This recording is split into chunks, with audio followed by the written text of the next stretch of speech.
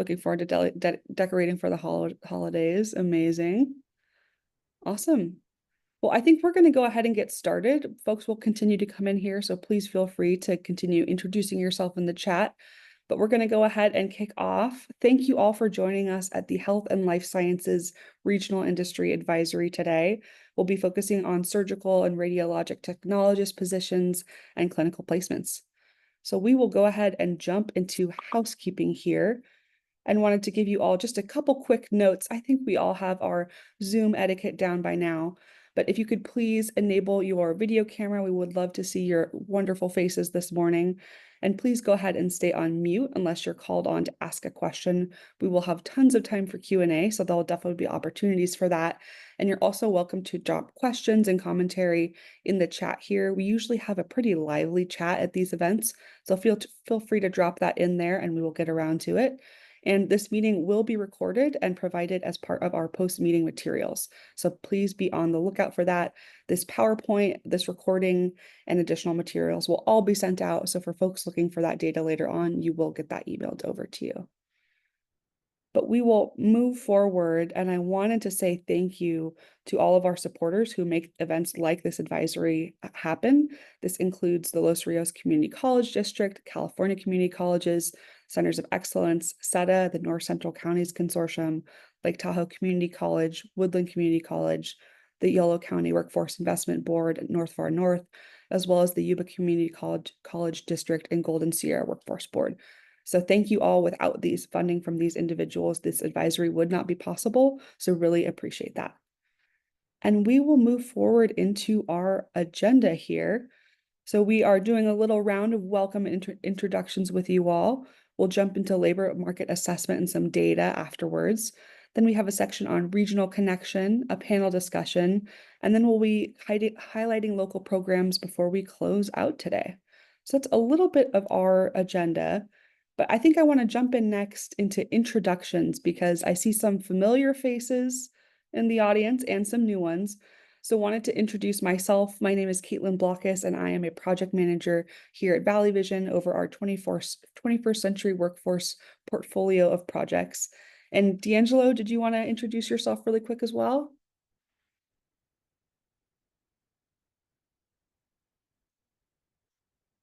Sorry, I had audio troubles. Yeah, I'm D'Angelo Andrews. I'm part of Valley Vision Workforce Development Team. Thank you for being here. And what D'Angelo didn't add is he's running all of our tech today. So I totally just put him on the spot to introduce himself during that. So thank you, D'Angelo. And a little round of applause for him for doing that for us today. And next, I want to go ahead and introduce a couple of our planning team members, Karen Hubbard and Chris Hubbard. And maybe Karen, we'll kick off with you. Good morning, and thank you all for spending a couple hours with us. It looks like we have a really good turnout. As it says, I'm a Director of Employer Partnership for Health and Public Safety for the North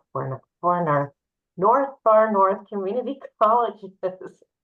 That's Friday. Thank you. Hey, good morning, everybody. I'm Chris Hubbard. I am the Dean at Cosumnes River College for the Health and Human Services, as well as Agriculture, Food, and Natural Resources. Welcome, everybody. Thank you to you too, and thank you also for all of your help planning this advisory and putting this together. So I wanted to say thank you for that. And we'll jump right into some of our labor market information with Ebony Joy Benzing from the North Far North. Okay. Ebony, I'll kick it over to you. Awesome, thank you. Good morning. Give me a second to get set up here.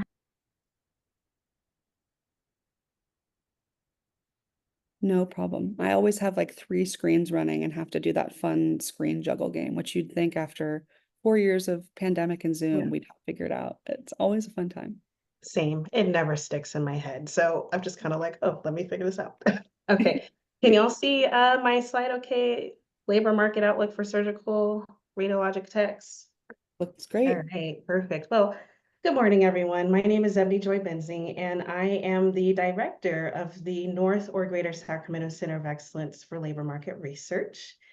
To be honest, I was prepared to share this presentation in a certain way, but I'd like to change it up because this presentation is falling on the heels of some extensive work that's been done through the TPM Collaborative. We're joined today by Rana, who's led those efforts through the Roseville Chamber of Commerce, and she will be speaking after me this morning. So instead of a standard labor market presentation about surgical and radiologic technologists in the region, I'm simply going to provide some updated labor market information about these occupations while highlighting the work of the COE. I may move pretty quickly through this presentation, but don't worry, my slides will be made available after today's meeting, and I'm always open to follow-up conversations. So to start off, I'd like to tell you a little bit about the Centers of Excellence if you don't know who we are and what we do. There are 8 regional centers and 1 statewide center, and our collective mission is to support the development of career education programs in California community colleges. We typically do this by analyzing labor market data, points such as those about businesses, jobs, and wages and skills. And we use this data to answer questions such as, what is the employment outlook for students once they complete a particular program? What skills and credentials are needed to access a good job in the market? And where are the opportunities for workers to earn a living wage and advance in their careers? The community colleges use our data to make informed investments into new programs and to align existing programs to local needs. And our data is also used to understand overall trends and potential gaps in the regional labor market, as well as to support grant applications. So again, my goal today is really just to provide a quick and high-level overview of labor market data related to surgical and radiologic technologists, while highlighting some of the data that is used to support decision-making processes in the colleges.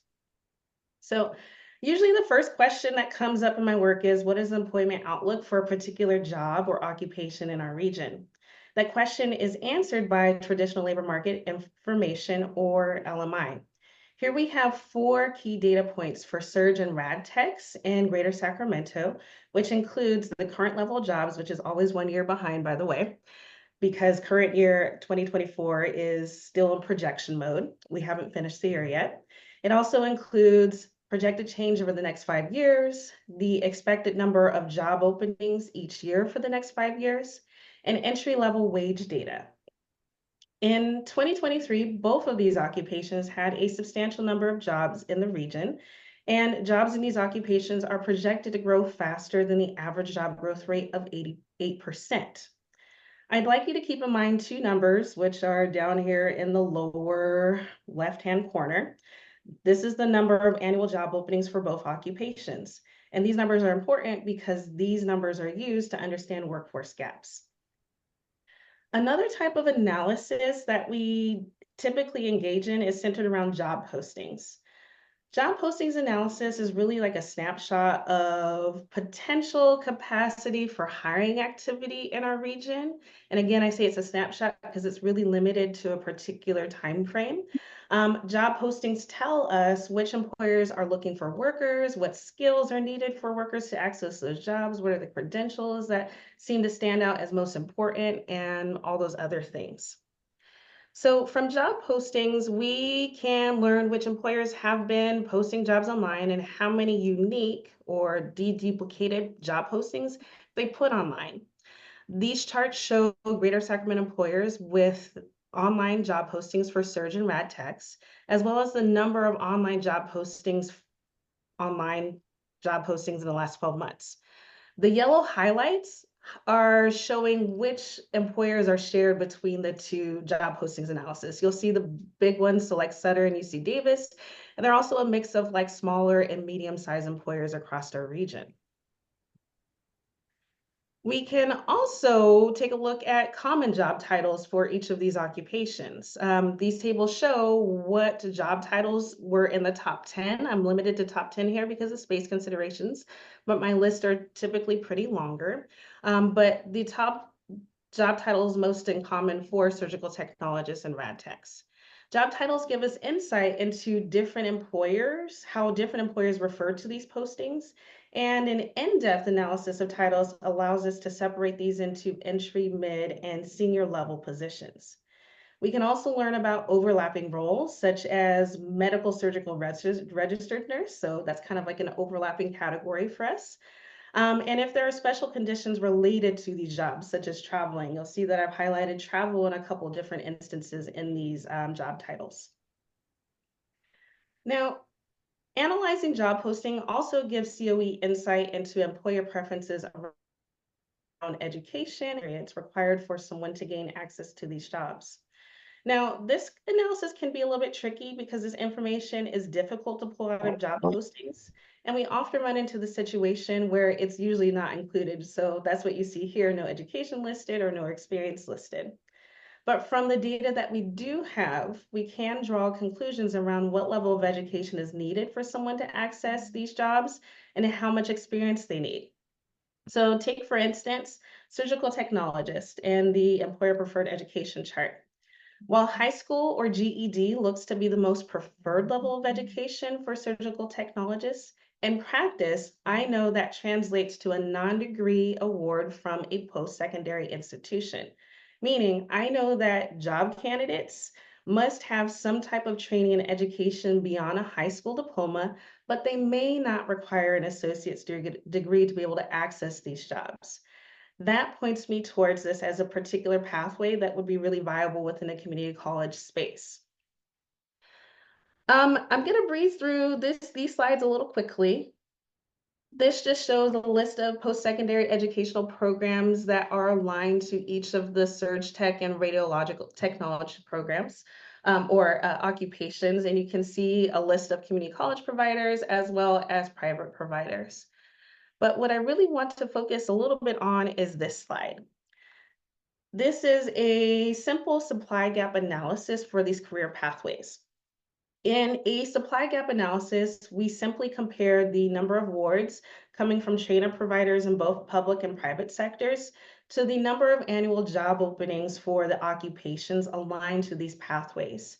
If you recall from an earlier slide, there were 61 annual job openings for surgical technologists over the next 5 years and about 131 annual job openings for radiologic technologists and technicians. Comparing these values to the supply shows a gap in meeting workforce needs. Now, while this is a rough estimate, it's also a really good first step in trying to quantify the size of labor force gaps, and it's an essential component in community college program decision making. So that concludes what I want to share today. Like I said, it was going to be really quick and short and sweet. My slides will be made available after today's meeting, and I encourage you to take a look at them because I have some hidden slides in there with some detailed data that might be of interest to you. I also provided QR codes to presentations that are, reports we put together for these occupations over the last couple of years. So please check those out. And if you have any questions or would like to discuss this in further detail, please hit me up through email. All right, that's it. Thank you so much. Thank you, Ebony. Really appreciate you sharing all of that information. And I think as Ebony's touched on, we'll kick it next to Rana Godbon, the Chief Executive Officer at the Roseville Chamber of Commerce, to talk a bit more about the healthcare TPM.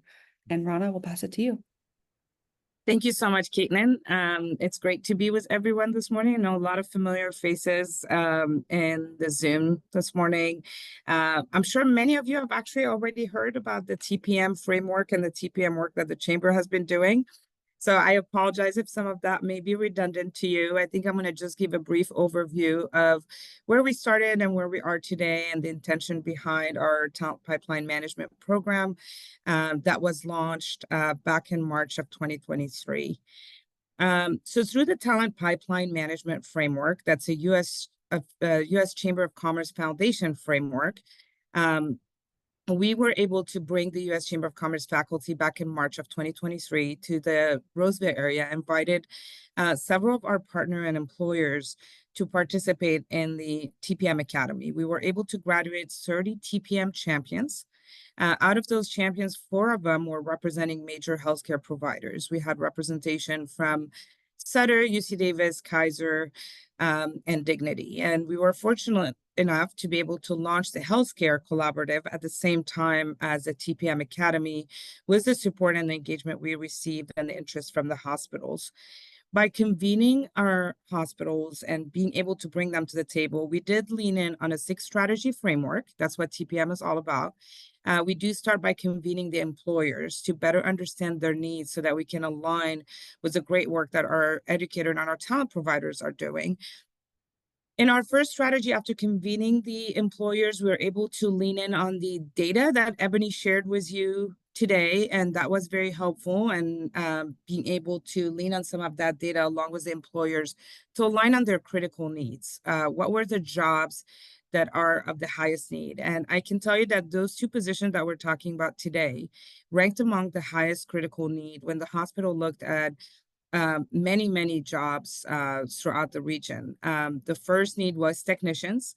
The second was specialty nursing, and the third was also mental health professionals. So we embarked on a journey to dive deeper into the technician jobs, and by leaning on the data that Ebony shared with you, we've also collected data from the hospitals themselves, and there are some key findings. Some of it, the salaries that the hospital shared with us were higher than the salaries that were in the LMI data. The jobs posting for the technician jobs for surgical tech was about 70 per year for us, and our data just combining those 4 major hospitals compared to the 60 number that Ebony shared. Once we dived into the demand job analysis, we moved on to skills and requirements and qualification that Ebony shared. And you're all familiar that the certificate for clinical surgical technician is a 1-year certificate. And when we did the back mapping data, which was the next step, was to analyze this talent supply and where the talent supply was coming from when hospitals were hiring. The only talent provider that was providing talent for these jobs was a private university in the Greater Sacramento region. Very few were coming from the local community colleges. And then the other fact that we discovered when we did the back mapping data, and when I say back mapping, we go and ask the hospital for their history over the last 3 years. Where have they hired for these existing jobs in the past 3 years? And we start analyzing trends to see where the jobs were filled from in the past 3 years. And I'm going to tell you, a lot of the hires, over 80%, was also coming internally from hiring from each other. So each hospital was hiring a former employee that worked at a different hospital. So instead of really solving and building and strengthening the talent pipeline, a lot of the employees were moving from one hospital to the next. So being able to address those situations, we were able to convene and bring our community colleges to the table back in October of last year. And we're able to discuss where the programs will be best fit throughout the region. I'm very grateful for the few colleges. I know Sierra College is embarking on the surgical tech, and now Consumis is interested in surgical tech as well. Folsom and Rad Tech. And then one of the jobs that's not in the advisory today, but Sac City is also looking at the cardiovascular tech position. So really being able to strengthen the talent pipeline in our region to provide these programs, there's definitely a gap. Ebony highlighted that really well with the demand and supply chart that she showed. I would highly support the ongoing conversation. And now when we brought the community colleges to the table, the nice part was to be able to now talk about the challenges.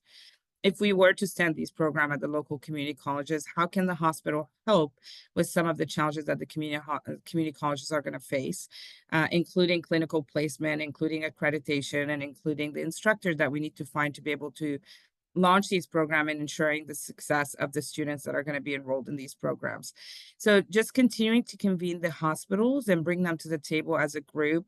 We are in the process of scheduling the next collaborative meeting with the community colleges. You'll be able to receive an invite from us soon, where we'll be convening again with the hospital. So I'm really looking forward to the next meeting. And on that, I had a great conversation with Ash last week, who I know is next on the program. We'll be able to dive deeper into the clinical placement challenges, because I believe that that's where we're going to really need to be able to support our community colleges and bringing the hospitals, seeing how we can increase capacity and placement. And that's where I'm really excited and looking forward to partner with Ash on this. So I'll turn it back over to you, Caitlin, unless there are any questions. Thank you so much, Rana. Yeah, and want to allow some time for questions to Rana or also Ebony. Folks, feel free to drop that in the chat or unmute and share out if you have any questions.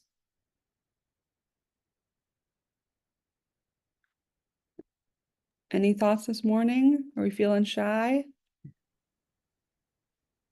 Honestly, I'm also excited to see on the program that Ademonda from Sutter, she was one of our TPM champion and she took the TPM Academy. She's been very involved in the TPM Healthcare Collaborative. It's good to see her on the call and see her represented on the agenda today. Thank you. Absolutely agree. Alrighty. If we have no questions, I think we will. Oh, I see a raised hand from Dana. Dana, go ahead. Good morning. This is for Ebony. Ebony, when you did the LMI for the surge tech, there's a difference between surge technician and surge technologist or surgical assistant. Was there anything, I mean, and the pay scale is different. Did you lump that together in your LMI? So in the report, you can see both occupations are included, but it is separated out.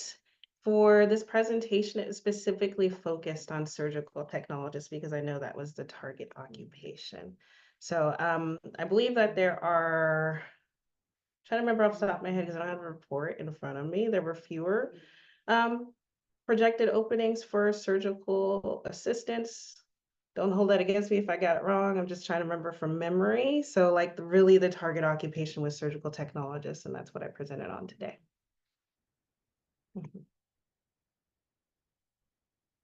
Thank you. Wesley, I see your hand raised.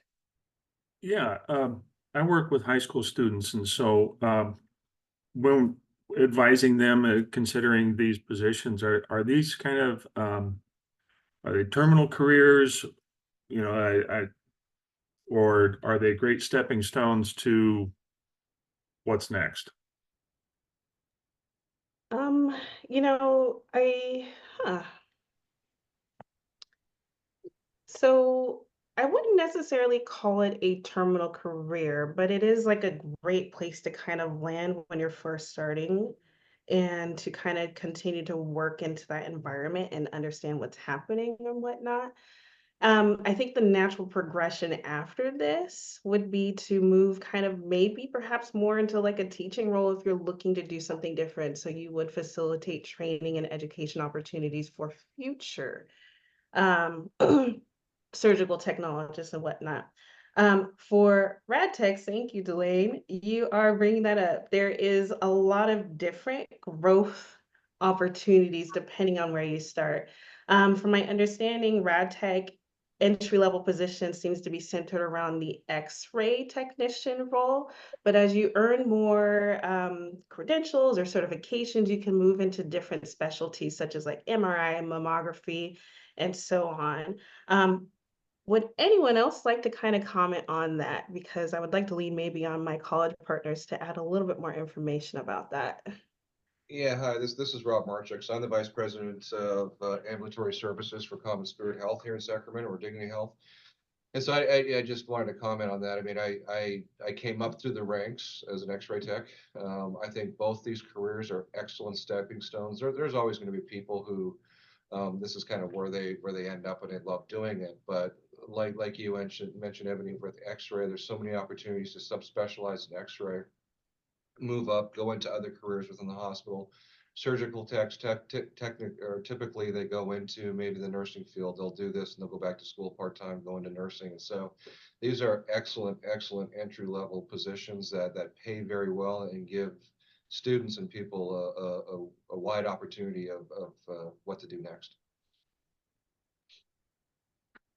Thank you, Rob. I'll chime in. I'm Delane Mason. I'm the Executive Director of Radiology for UC Davis Health. 100% agree with Rob. There's a lot of opportunity for high school students to go to a community college, get an associate's degree, and get a job the day they graduate as soon as they have their certifications from our RHB. There's lots of opportunity for growth, advancement. We have rad techs who have specialized in different modalities. We have rad techs who have gone into different roles for quality and safety. You can promote obviously into leadership roles. There's a lot of opportunity for growth. This is a growing field, and we're going to continue to see more jobs.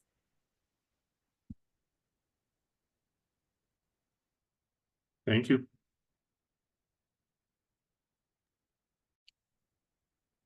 Any additional questions from folks?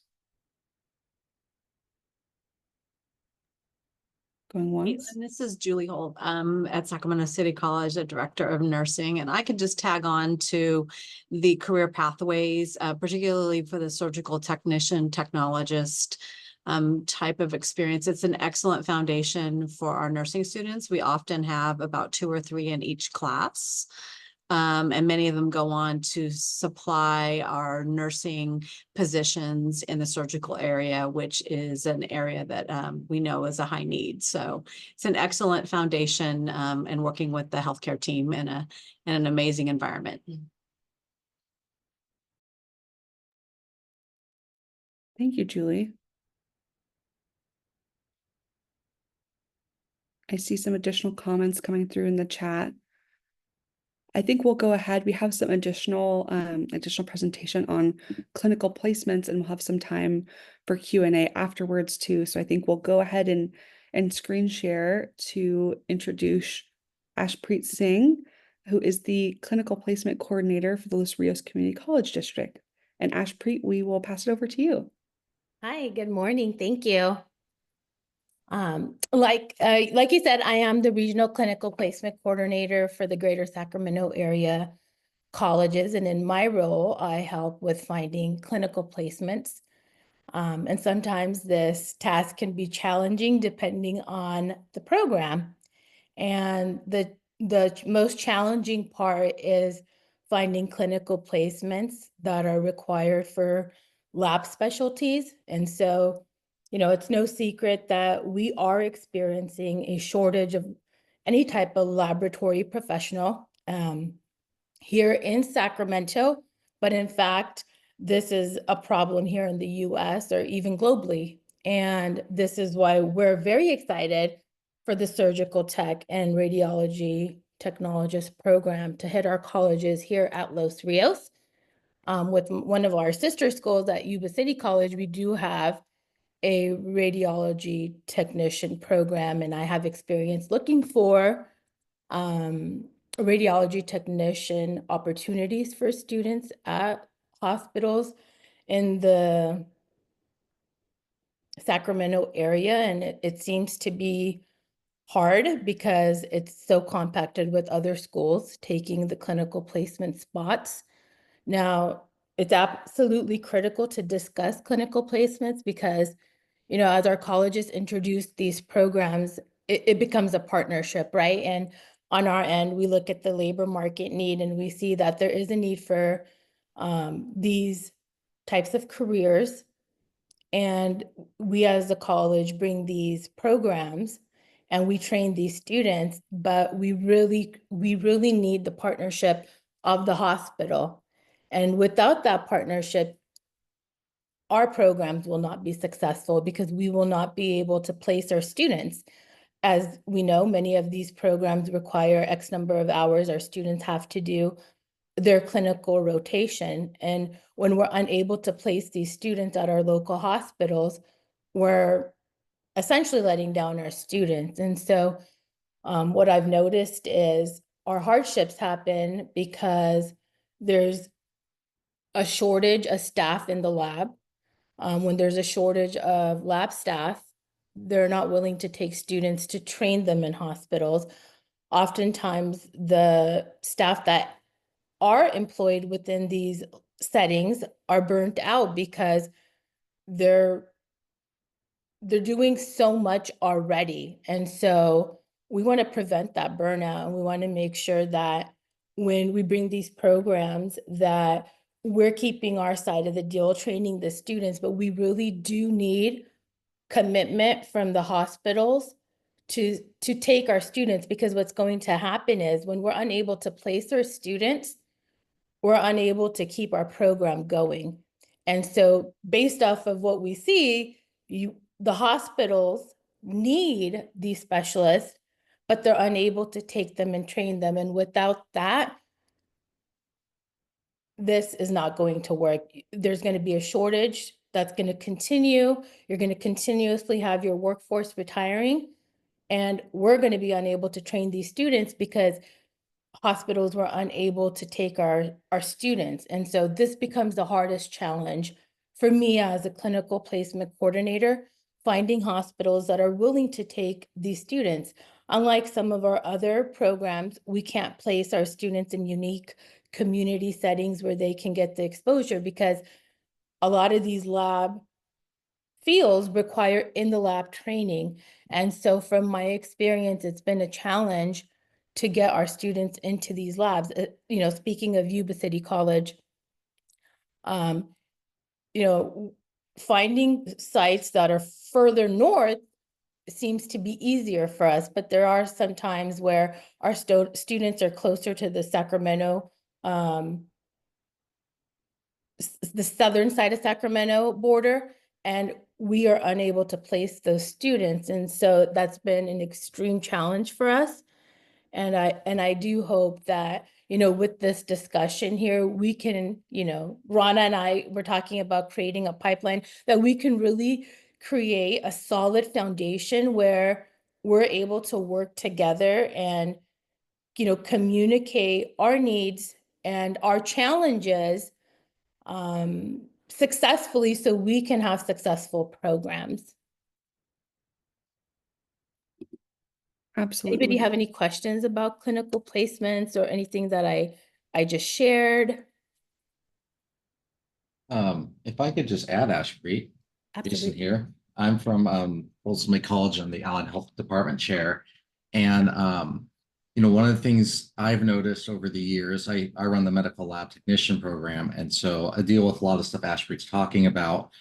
There is some internal left hand not talking to the right hand conflict where a lot of folks will be like, yeah, let's do it. And then when they go to say, okay, tell the imaging folks, let's take a student, at the end of the day, they're like, no, we can't because X, Y, and Z.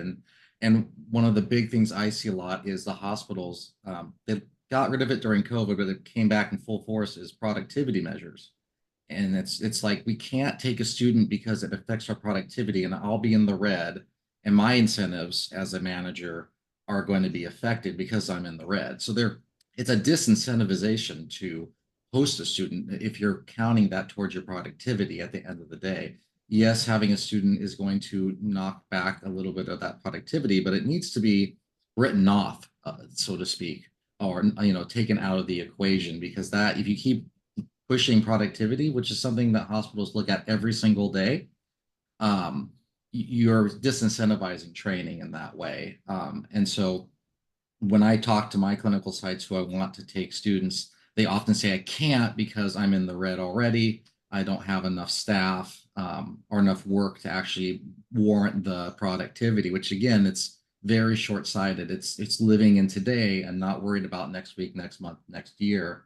And again, I got to the point where I talked to some sites where I don't care about next year. I only care about this week because I have to have my productivity in line. And so that's a problem that you may be struggling with internally.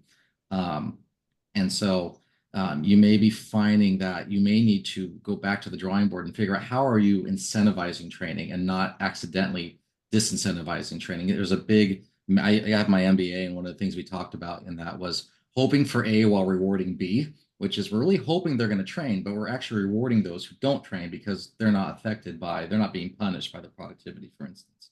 So there's that going on. And there's also just a training culture mindset that needs to change. A lot of folks will say, I can train one, you know, across the whole hospital. Like, right, I have one student in some cases, I have one student across 5 hospitals, and they can only take one across 5 hospitals. And that sort of mentality needs to change. It's when in reality, you could probably take 2 per hospital, you know, if they really switch the incentives. And it's not saying that these folks should do more with what they have. They should be incentivized to do it. They need to have the resources to do it.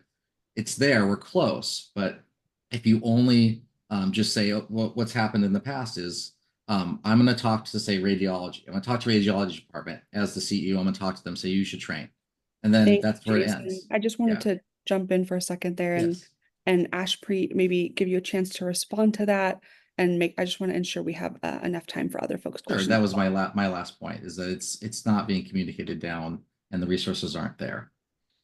Absolutely, Jason. And this is something that Rana and I were discussing just earlier this week, where we often see the higher ups are encouraging the managers to take on our students. And you know, while the higher ups are totally supportive and they are excited to take students, when they pass it down to the actual manager and the manager looks at the workload and looks at what the number of hours, because a lot of these laboratory types of clinicals have a huge number that students have to complete within the lab. They're unable to take our students. And so Rana, that's what Rana's pipeline is going to help us with here. Hopefully, you know, Rana could be our channel here where she goes back to the table and we can all, you know, sit at the table and all of us talk about it. But you're right, Jason. You know, I was reading an article recently where the budget doesn't allow for staffing in some of these laboratories where there is a lab shortage. So, you know, what do we have to do? You know, I think the discussion that we're trying to have here is like, what do we need to do in order for this to work? And, you know, if it means hiring more lab professionals or hiring more, especially for your program, right? For MLTs where, you know, they're unable to take on those students, you know, is having a designated person for training going to work? Does that work? Or, you know, can we do that? And I think that's where our focus needs to be, where we're not bouncing back and forth from one person to the other. Thank you so much, Ashpreet. Caitlin, And yes, can I add absolutely. something really quick before we move forward? Absolutely. Thank you. Jason, your concerns are very valid, and kind of what Ash and I were discussing and what we talked about as far as tangible outcomes is mapping the number of clinical placement that are needed per program, seeing how many placement are being done successfully and where, and then having the conversation with the collaborative on how do we expand to meet the needs of the program at which location. So we are trying to map that out and create like some kind of tangible numbers of clinical placement needed for each program, and then coming back to the table with having all 4 major healthcare providers and seeing how we can work collaboratively together to fulfill those needs. So that's going to be the role of, like, in terms of strategy 4 of our framework, is working through the solution together and assisting of how we could potentially work with the hospitals to increase capacity for placement. So we're going to be having this conversation at the next meeting. Thank you so much, Thank Rana. you. And completely agree. I think part of us, you know, hosting this advisory today and making clinical placement a part of that is because this is complex and there's lots of different voices involved, and want to make sure that we're bringing everyone together to align this pipeline. So thank you so much for sharing that. And as we sort of are started to touch on it, I think I'll push us next into our industry panel discussion. We have a number of employers here with us today who we will introduce just shortly here, but wanted to say thank you for everyone for your questions and answers. And I think we'll go ahead and reshare again. We wanted to see everyone's faces while we're doing Q&A because it's not quite as fun to look at a PowerPoint slide. So without further ado, for our industry panel discussion, I will pass it over to Valley Vision's own Hillary Tellison, Director of 21st Century Workforce. I'll pass it to you, Hillary. Thank you, Caitlin. And yeah, it's great to hear this discussion and see this iteration. So as Rana discussed, some of you probably already knew about the TPM that came out of the Roseville Chamber of Commerce, which most of these healthcare institutions that are on the call today participated in. And so this advisory is another step in that process of this discussion, especially about clinical placement. So I'm really excited to have everyone here, and I'm really appreciative of the employers of engaging and continuing on this process with us in workforce and with the community colleges on developing the programs that we need to develop that pipeline. And so we can change the next panel so I can introduce our guests here today. We have Daniel Weaver, the Director of Diagnostic Imaging at Marshall Medical. We have Rob Marchuk, who's already joined the discussion today with the questions that were posed earlier. He's the Vice President of Operations at Dignity Health Medical Foundation and Common Spirit Health. We have Adamanda Phillips here, the Nursing Director, Clinical Decision Area and Inpatient Operations at Sutter Roseville Medical Center. Nice to see you, Adamanda. She was a participant on the TPM collaborative earlier. I feel like it was earlier this year or last year. And then Lyndon Hilling, also on the TPM collaborative, Executive Director of Talent Acquisition and Compensation Services from UC Davis Health. Also from UC Davis Health, Delaney Mason, who also chimed in on the chat earlier. Thank you, Executive Director of Radiology. And so thank you so much for being here and joining this discussion on these positions and specifically on clinical placements. I'm going to start it off. I'm going to ask Daniel, I'm going to pitch it to you first. Our first question is to please tell us about your role at the hospital and tell us about what brought you into the medical field. Thank you. Hi, everybody. My role here at Marshall is as the Director of Diagnostic Imaging, and that includes all the operations, hiring, employee management, budgetary management, operations of the facility, new products, installation projects, you name it. So here we're a fairly small facility as opposed to some of these other representatives here. So the director does quite a bit more than an operational standpoint than most directors would probably do. So how I got into the medical field, it's a really long story and I don't want to bore you guys, but because I'm old. So basically it boiled down to my uncle was in Vietnam and he became an x-ray tech in the military. And when he got back, I was probably about 15 years old. And he opened up a portable x-ray business in Southern California. And I worked as a gopher for him and was exposed to x-ray at the time. And not literally exposed, okay, just exposed to the industry. And I really enjoyed working with the people there and with the techs. And so as soon as I got out of high school, I went to a community college in Southern California and got my associates in radiologic technology, took my test, got a job, and here I am today. So there's lots of pathways along the way that that I encountered, and but that's how my interest started in the medical field, and really wasn't planning on being a permanent career. I was thinking about jumping into other areas of medicine, but I enjoyed it so much and it became a fabric of my life. So here I am. Oh, that's awesome. I really appreciate you sharing that with us. It wasn't boring at all. It was actually very interesting.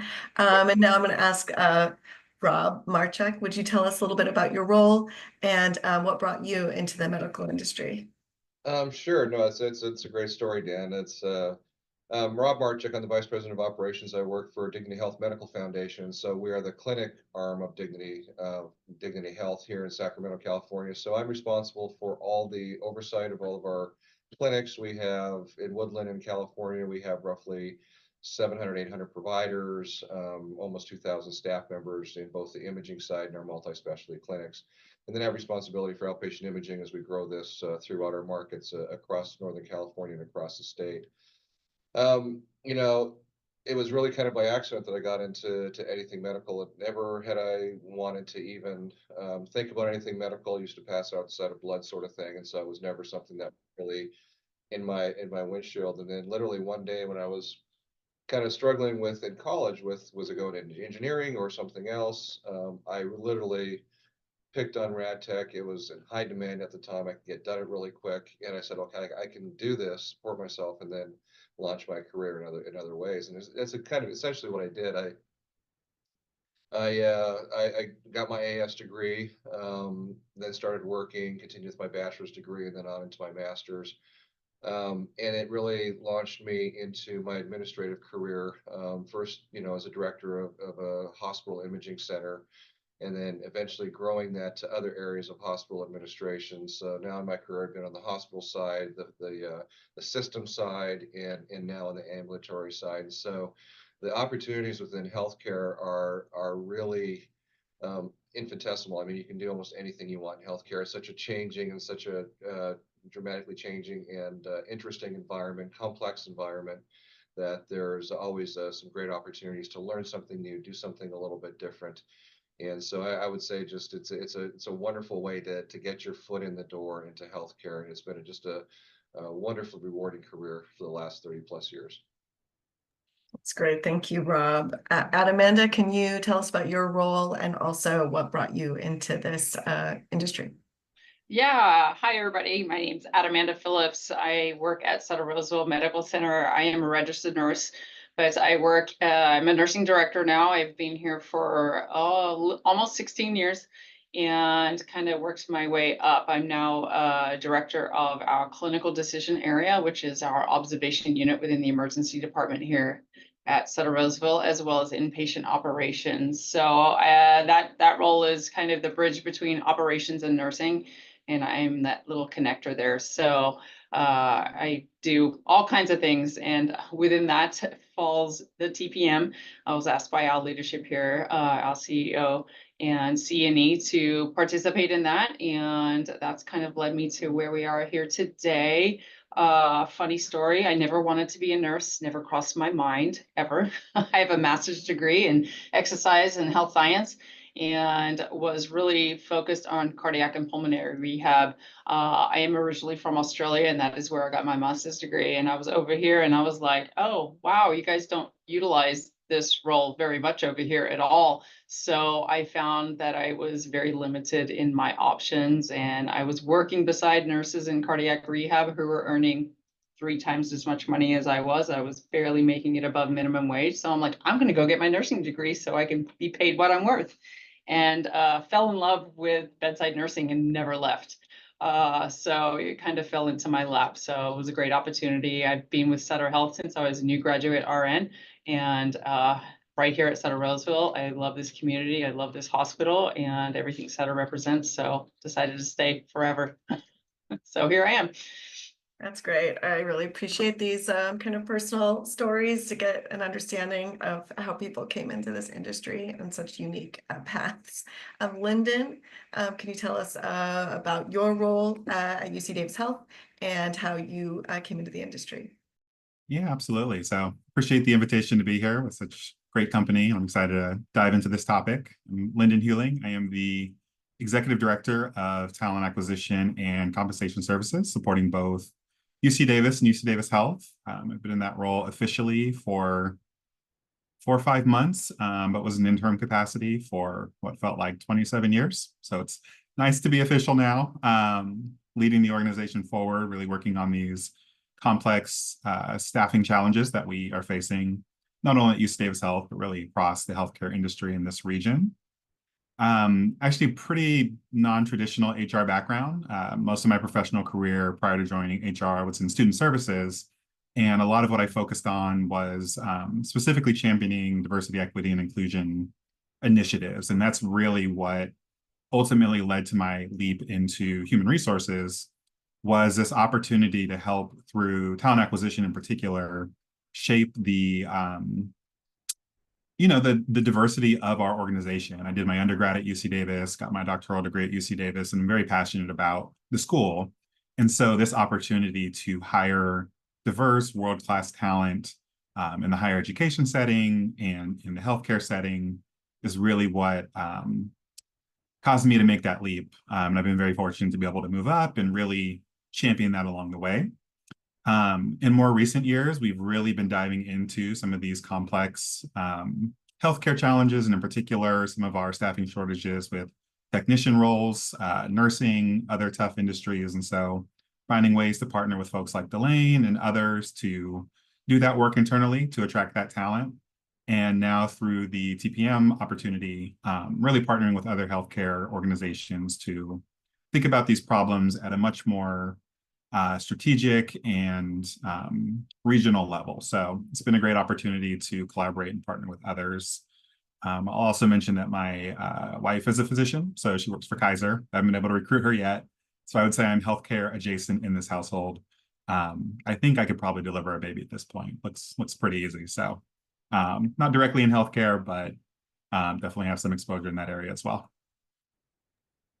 Oh, wow. Well, you let us know if you ever end up delivering a baby. Love to hear that story if that happens. Right. Delaney Mason, could you tell us a little bit about your role at UC Davis Health and how you came to it? Yes, thanks, Hillary. Delaney Mason, Executive Director of Radiology for UC Davis Health. I am responsible for the clinical and business operations of all of our imaging. That includes inpatient and outpatient at all 17 locations. I got into rad tech field. I was actually a pre-med major and decided my junior year that I really didn't want to keep going to school for another 10 years. And so I did some research and found Yuba College that had a rad tech program. It was very impacted at the time. I had to FedEx my application, and they had a lottery system to choose who was accepted, and I was selected. So I feel like this was meant to be my career path, and I've never looked back. Ironically, I didn't want to keep going to school, but I have actually never stopped going to school. So I'm not sure that thought process was fully thought out, but I have no regrets. I really love what I do. I enjoy working very closely. We are challenged in the recruitment of rad techs, so I'm excited to work with people on this call and hopefully inspire some colleges locally to start cranking out some more rad techs for us. We've got plenty of work for them.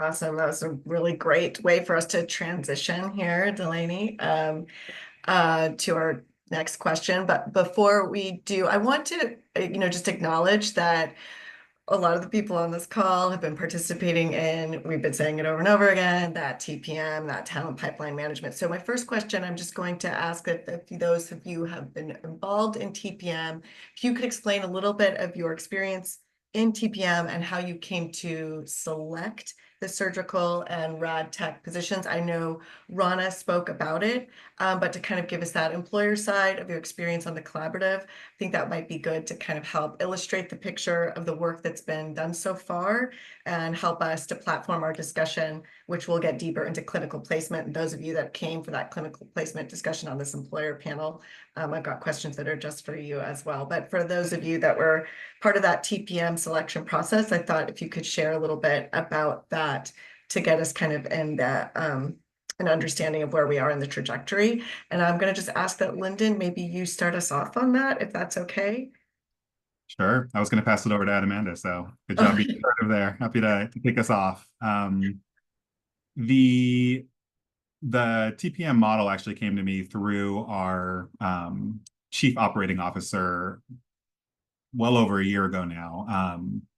We had some small engagement with the city of Roseville. We have a clinic out there where UC Davis Health. And it was actually through that sort of small initial participation with the chamber that our leadership became aware of TPM as an opportunity. And so at UC Davis Health, we were really just starting to scratch the surface in terms of thinking about more intentional strategic strategies to solve for some of these really hard staffing problems. And so I would say upon reflection, what was lacking and what really TPM helped us fill the gap was this idea that we were looking within the four walls of our hospital. We were thinking about ourselves. We were thinking about our challenges. We were looking at our wages and not really thinking about the broader talent market, and really thinking about ourselves as part of a healthcare industry in this region with the intentionality that TPM has offered. So TPM has really provided me with a number of sort of light bulb moments. And a big one is the importance of thinking about just our talent sources, right? When we started to look at our collective data, we found that there's so much movement between the hospitals in the area, right? Like we're hiring from Sutter's hiring from us. Kaiser is taking all of our people, right? Like there's these narratives in our head. And so it's interesting to see that data play out. But what TPM prompted us to do was to even look further back, right? Like where are these folks starting their professional journeys? They're not starting their professional journey at UC Davis Health.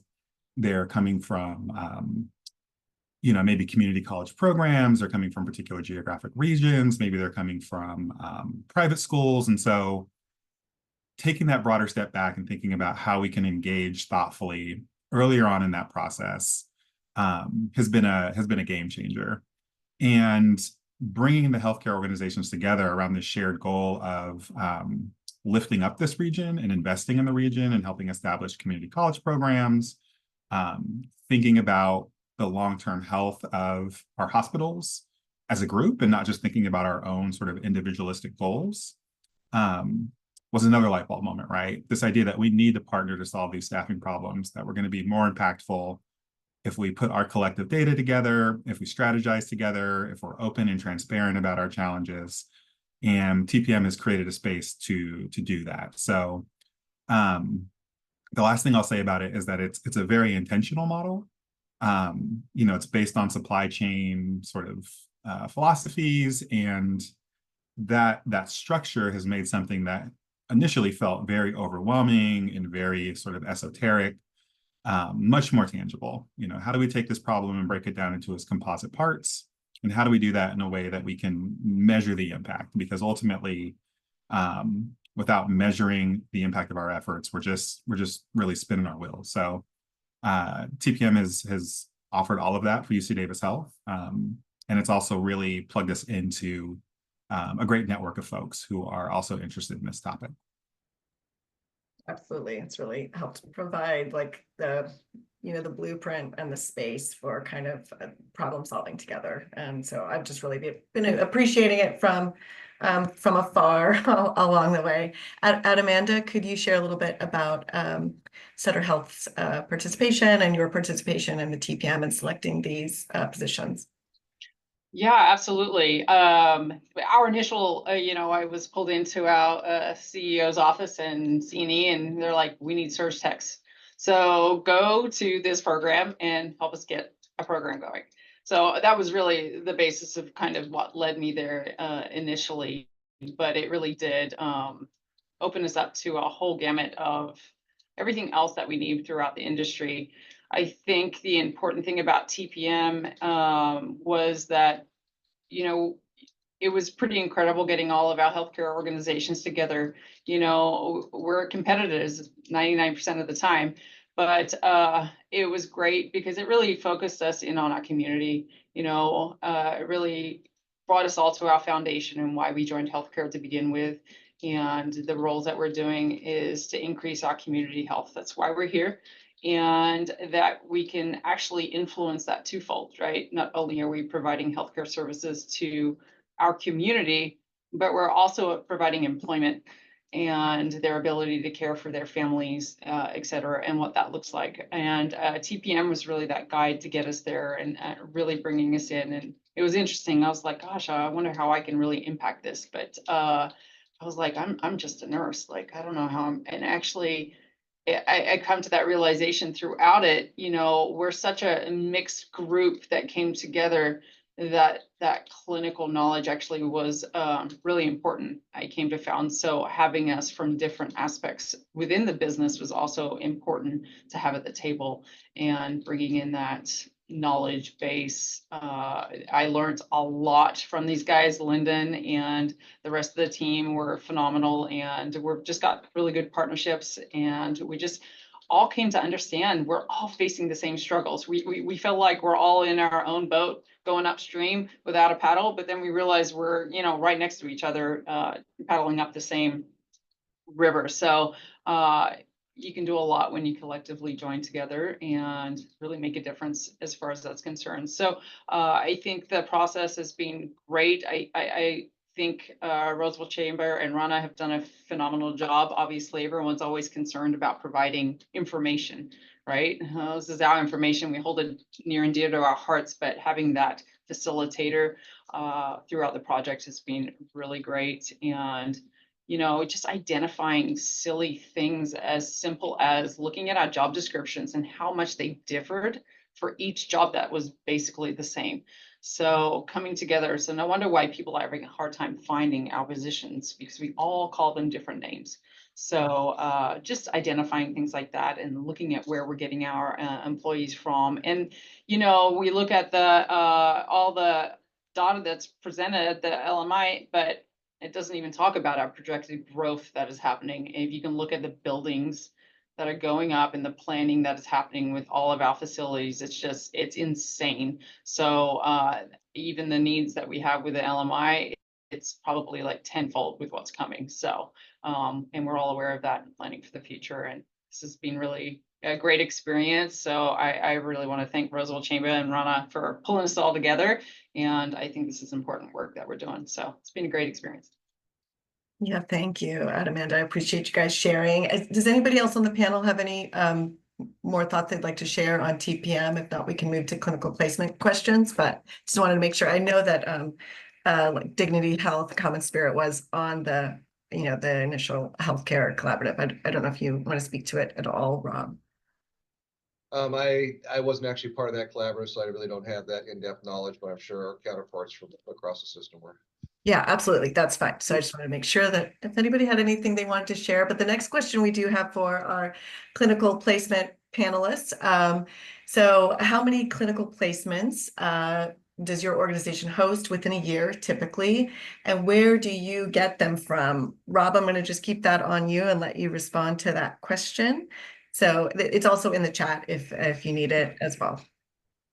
Yeah, so I'm not sure how many we have clinical placement events a month, and again, I'm on the clinic side of the hospital system, not the hospital side, so we don't always collaborate necessarily on joint things as well. But we definitely have relationships with multiple schools in the areas to train staff and that kind of stuff to be able to hopefully hire staff from that training. I was a little disappointed to hear, I forget who said about the reluctance of some of the hospitals to offer that resource and to invest in it. Because I think it's so important. And I think most hospitals, it is an effort. Obviously, we're coming out of a pandemic. A lot of our staff are burnt out. They're, you know, some of the front line staff, they can make more at McDonald's now flipping burgers than they can doing some of the work in healthcare, which is unfortunate. So I think as health systems, we've all really tried to address that disparity and move that forward. But it is an investment in time and resources, and I think all of us realize that. And with the growth that Amanda even said, all the systems are doing. We have to grow. We have to be able to train our own staff. Where we have to be able to find a way to engage them into our systems and train them up early and from the start. So. Thank you. So do you know, are you at all familiar with where clinical placements from in your organization, where they've come from? Has it been like the private education system, or are you not familiar with that information? I'm not familiar with that depth of the information, but it is through some of the community colleges, it is through some private education schools, and so it's a variety of different places. Thank you. Delane, I'm going to pass it to you, and I apologize. One of my colleagues said I pronounced your name incorrectly, and I'm really sorry for doing that. Could you? Okay, am I getting it right now? It's you Delane. are. Okay, Yeah. Great. Thank you. So if you could answer the question of how many clinical placements UC Davis Health hosts within a year, typically, and let us know where you get them from. Yes, no problem. We host a total of 32 Rad Tech students. We get them split equally from a community college and a private college. We get 7 MRI students per year from a private college. We get about 4 ultrasound students per year, all from private programs. And we normally get 1 nuclear medicine PET student per year, and that is from a out-of-state university. Thank you. Dan, can you tell us about Marshall Medical, how many clinical placements the organization does within a year, and where you guys are getting them from? Sure. Yeah, we do about 6 to 8 per year. A mix of rad techs and ultrasound techs, and CT techs and mammo techs. So, and all of ours come from a private, and the MRI and the well, mostly the CT and the mammo are just an adjunct curriculum, so it's not a full year. It's a abbreviated program, kind of get their feet wet type of thing.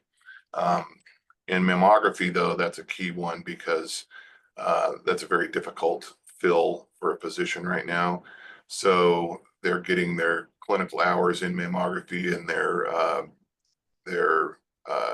required number of mammograms, which is essential for them to be able to take the test to get their mammography license. So that's a pretty important one that's been identified, at least on our end. I don't know how the rest of you feel about mammography placement, but that's a difficult placement. So. Thank you, Dan. Amanda, could you share with us about the clinical placements at Sutter Health, Sutter Roseville Health, and where you're seeing your placements come from?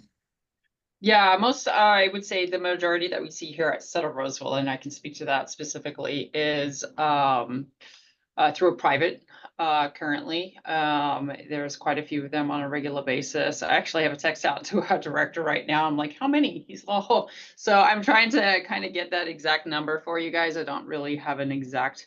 I know it is difficult based upon the requirements of the programs and how many we can fit in place in the department. But I have Kim Dawson on the call as well. Kim, do you have any additional information on this question for Sutter Health in general? I was just trying to pull up the data right now. I can add it in the chat in a second. Appreciate that. Thank you. That will be helpful. Thank you, Kim, if you could get that for us. And then I have another question that I wanted to ask for the whole panel. In terms of the labor market data that Ebony Benzing shared earlier, was there anything that surprised you in that information? Or is there anything that you'd like to share about the labor market data in terms of what you're seeing in your hospital? Yeah, I can start with that. I mean, it doesn't surprise me. I think it's probably maybe an underestimate a little bit in what the need is going to be. As you look at, especially in the Sacramento market, what all the systems are doing, it's not just the hospitals that we're focused on. It's a lot of different ambulatory care sites that are going to be going up with, and in healthcare, as we see patients migrating, procedures migrating from hospitals into the ambulatory setting and ASCs and so forth, we're going to see more of these centers popping up, trying in our attempt to meet the patients where they're at versus having to come to a huge central area. So I think it's an underestimate. It's not surprising. I think I think wages are going to continue to grow rapidly. I think Linda, you said it well. We all kind of steal from each other, and it's this kind of round robin of who can outdo each other. Hopefully, we're coming out of that a little bit. We're seeing the labor market stabilize, but the wages I think will still go up quite a bit over the next couple of years. Thank you, Rob. Did anyone else have any comments that they wanted to share about the labor market data in terms of what it was saying about the wages or openings? Or Amanda, I saw you go off mute. Did you want to share? Yes. Yeah, I think obviously that's just showing kind of how it looks today. And, I talked about a lot of the growth that's happening. Rob hit the nail on the head. Our outpatient growth is really, I think, where most organizations are focusing, and they're creating this kind of one-stop shop. You've got outpatient surgery, you've got radiology, you've got lab, like all in a single center, so everybody can go there. There's physicians there, so it really is that one-stop shop where they can meet all those needs, and we're popping them up everywhere. I know you see the growth of all of our organizations throughout the area, and there's tons happening. So it doesn't even really take into account the growth that's projected. I agree with Amanda and Rob. I think the demand is going to continue to increase. I did think that what was noted as the starting wage for rad techs was low. That seemed maybe in the $20 an hour range, low. Like I think it said something about mid-30s, and I think it should be more like mid-50s for a starting wage for a rad tech an hour. So I think that was something that was surprising to me. I'm not sure where that's coming from, but it seems pretty low. Yeah, and I was just going to add at a high level, in particular for our community college partners on the call, just really articulating that this is an ongoing long-term need that we need to solve for. We've been in a number of spaces with TPM where we've had our industry partners, we've had our community college partners, and I think there's still just a level of trust that we need to build around almost that leap of faith, right? To like a stand up a new program like this requires an investment, time and energy, the credentialing problems, and the clinical placement piece too. That for me has been a learning curve, right? Understanding that as a specific challenge for community colleges to do stuff like this, knowing that there are places that their students can go to in order to get the experience they need to ultimately graduate and be able to be employed in these roles. So having somebody like Delanne on this call speaks to this understanding internally that we have that we're a part of this solution. We can't just say, hey, go make us rad techs already. Like it's more than that, right? It requires partnership. It requires us looking at our job descriptions. It requires us to provide opportunities for students to come and shadow and learn. So it really will take all of these partners to solve for this. And the other piece I want to highlight too is, again, really position our community colleges as a vehicle to create opportunities for folks from underserved backgrounds, more low economic backgrounds to pursue these careers, right? There are a lot of private colleges out there that are quite expensive, and that creates an equity barrier many times for folks to be able to pursue these careers. So when we talk about investing in our communities, what we're talking about is investing in those folks that are underserved. And so this is also a part of that, which is why I've been really happy to see the community college engagement in all of this. So that's how I'm really connecting the dots from my vantage point, and appreciate spaces like this where we're hearing from those different stakeholders and learning what we need to do collectively to solve for this. But I think we have the right people around the table, and the TPM is a good model to move that forward. Absolutely. Identifying the bottlenecks and the under-resourced talent populations to have access. So yes, 100% on all of that. Dan, did you want to reflect on the labor market data? Yeah, I mean, I couldn't agree with Lyndon more. I mean, I think this is a collaboration amongst all of our organizations and the community, and the focus on the education coming from our own communities is really important. And I think, I mean, you're seeing the fruits of that labor here start right now, and all of us getting together and collaborating for that is very, very important. So that's what I'd like to say. Great. So my next question is going to further us along on the clinical placement discussion, something that arose at the Folsom Lake healthcare discussion. I feel like a couple months ago, or a number of you were on served on a panel. There was a robust conversation about clinical placement, just like one started just earlier today. So my next question is, what is your facility's capacity to assist with these clinical placement needs that we're hearing from this discussion? But for example, like, when is the best time for a student to apply for a clinical placement at that was one of the things that there was misses, where hospitals would have time or opportunities for clinical placement, but that's not when any of the students were finishing their certification or their program. Or all of them would kind of finish at one time, but there wasn't any capacity at the hospital to seat those. This was just an example, but if there were ways your facility is working on developing capacity to meet some of these clinical placement needs, I'm hoping you guys might share some of those movements. So I think for us in Dignity Health, and I think we're trying to become a little more coordinated between the ambulatory and the acute side. We do have a central area where, you know, we process relationships with different schools and students and get them credentialed and everything else. And so I think from my standpoint, as far as when the best time of the year is placement, it's really anytime. I mean, obviously the relationship is typically for 6 months to a year, or sometimes 2 years, depending on the different type of clinical specialty. But it's anytime applying for that next calendar year as we bring that in. And so we're still in the process of bringing that together, but we're hopefully close to getting that a little more streamlined.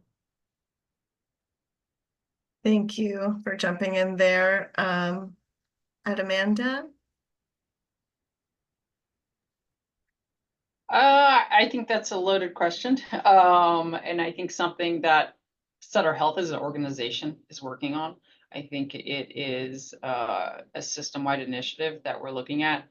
What that is exactly, I don't think I can really refer to right now because of all the work that's happening. I'm really unsure of that. We understand, and Sutter Health as an organization is really steadfast in moving towards, we are a training facility for all aspects. We're investing heavily in our GME.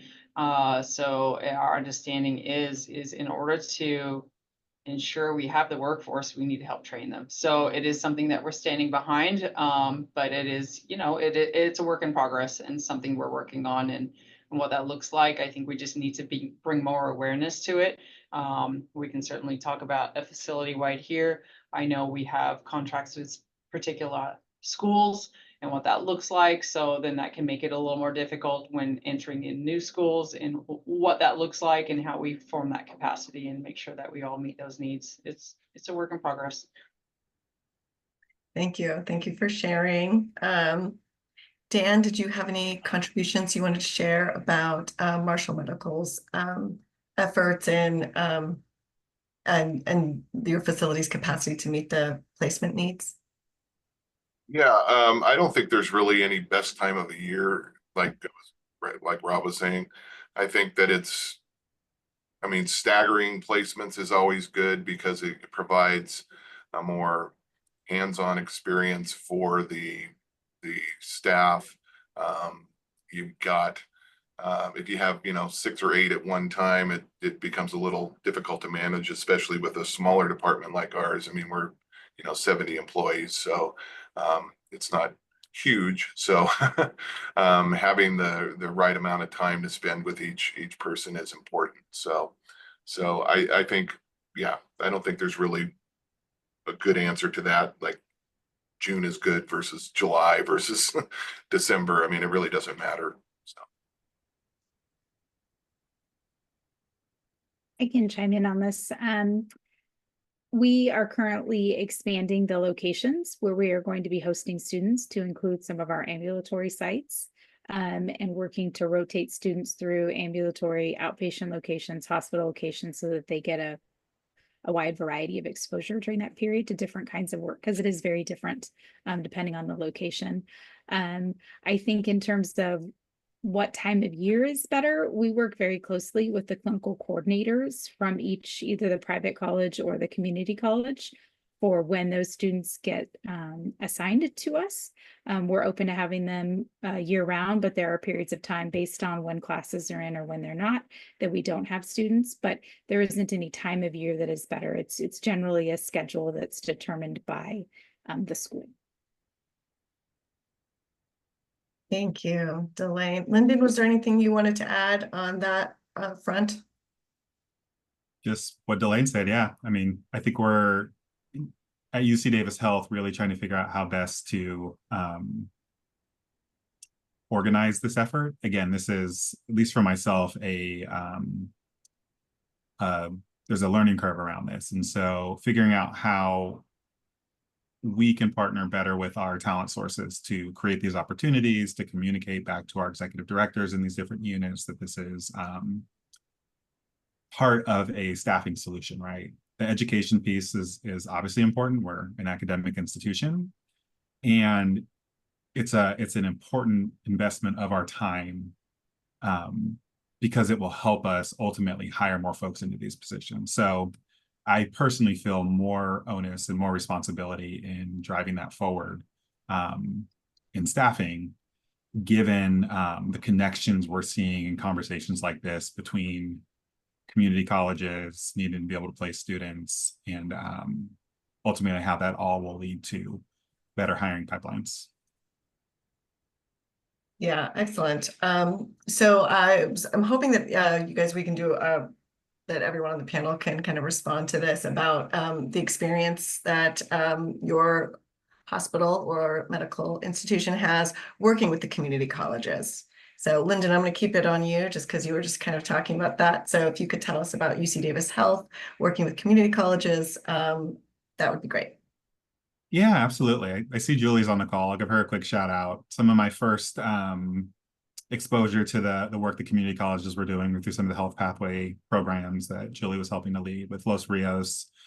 You know, our focus on community colleges has really evolved as, at least for UC Davis Health, we've really started to prioritize this idea of local hiring, right? Like tapping into local talent sources, investing in local talent sources to create more thoughtful and intentional pipelines. And that intentionality is something that is crucial for us moving forward. You know, we're a 24/7 operation. We need people who can walk in the door every day and do that work. And so it only makes sense that we're really being intentional about finding those talent sources in this geographic area to help solve for some of these issues. You know, there are rad techs all over the country.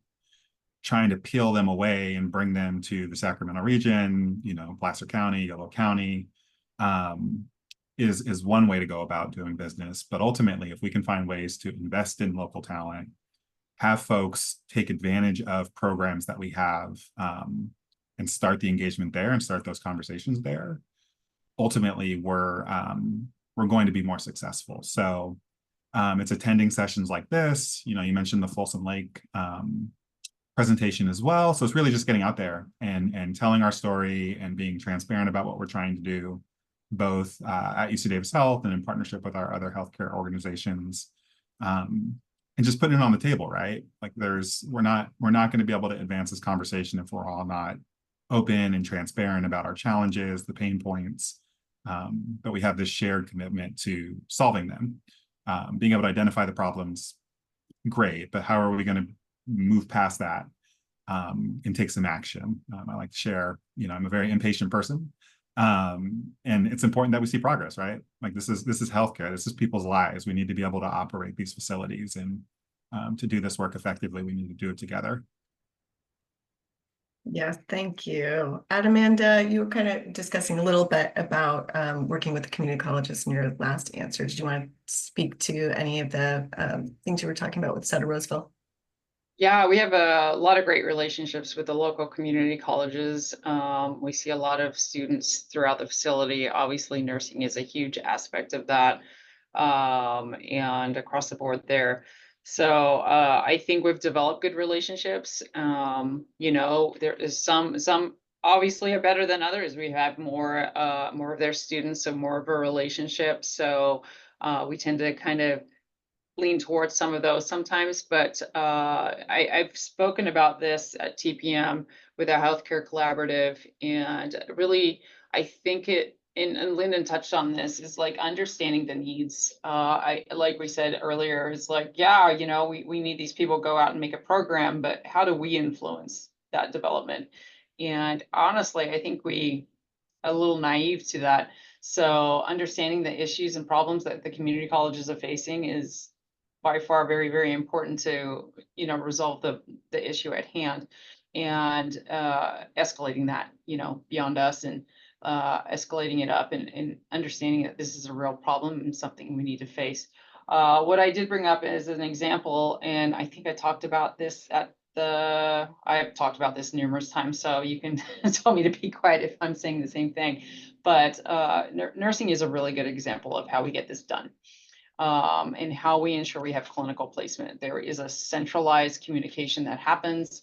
Everybody gets on board and everybody talks about their I have less capacity now. Well, I do, and this is all our organizations. And it's a great framework of how this gets done and how we can identify placements and who has opportunities.